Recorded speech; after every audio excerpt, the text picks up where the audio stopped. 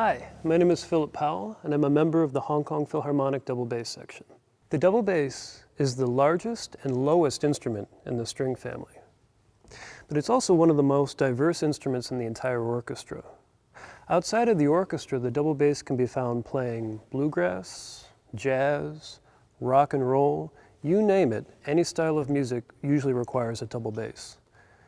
Probably because of this versatility, the bass has acquired many different names over the years. You can hear this instrument being referred to as a bass, string bass, acoustic bass, upright bass, and even a bass fiddle. In the orchestra world, we commonly refer to this as a double bass. This stems from the fact that in Baroque music and early classical music, the role of the instrument was to come in to literally double the bass line. And so it would make a richer texture by playing the same notes an octave lower than the other instrument which was playing the bass line.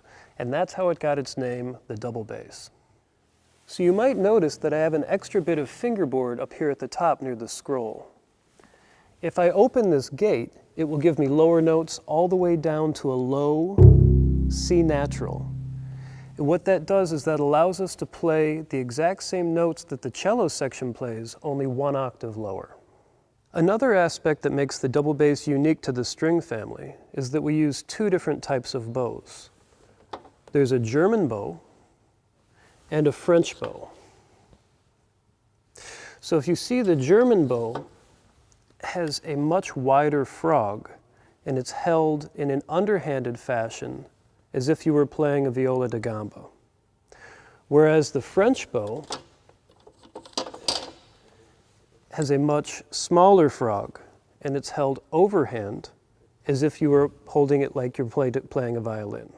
Both of these bows achieve the same goal in the orchestra. It's just an individual preference by each player as to which bow they like to use. In the orchestra, the double bass can be played in two different ways, using the bow, as we just demonstrated, or using your fingers to play what is known as pizzicato. Here's an example of a pizzicato extract from Dvorak's Ninth Symphony.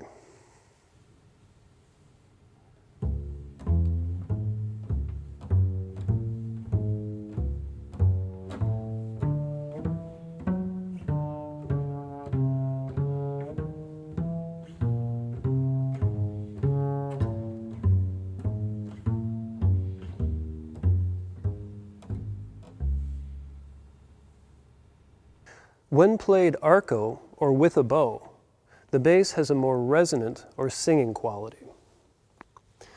Here is a small extract from the bass solo from Verdi's opera Otello.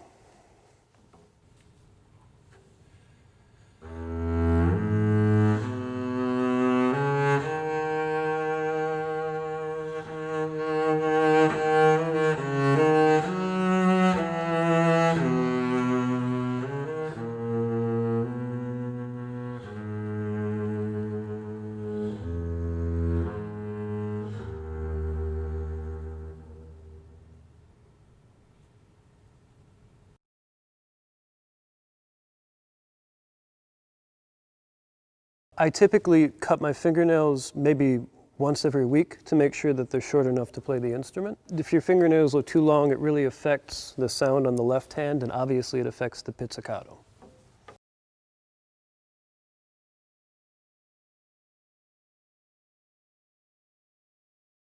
I would say to go see a lot of live concerts, actually, because I think that when you see live performances of classical musicians playing, it's a very different experience than sitting at home and listening to a recording or watching it on YouTube, because you really feel like you're part of the experience in a way, and you really get to feel the orchestra, the musician's energy.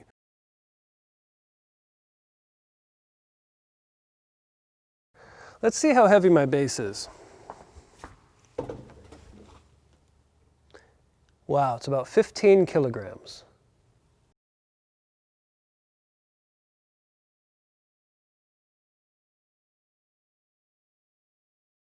One question that every bass player is all too familiar with is, how do you get that thing around?